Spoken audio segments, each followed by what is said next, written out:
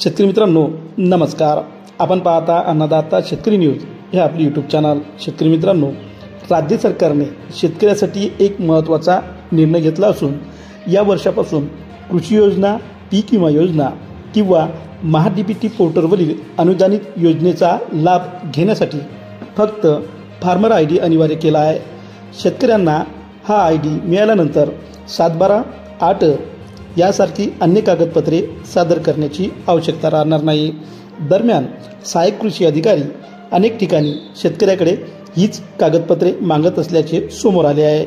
या पृष्ठभूमीवर कृषी विभागाने प्रसिद्ध पत्रक जाहीर केले असून फार्मर आय डी मिळाल्यानंतर शेतकऱ्याकडून अन्य कागदपत्रे मागणी करू नये असे आदेश दिले आहेत.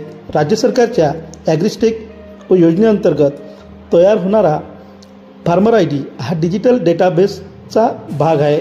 त्यामुळे शेतकऱ्याची जमीन, पीक, सिंचन सुविधा, कर्ज, विमा आणि अनुदानाची माहिती एकाच क्लिकवर उपलब्ध होते.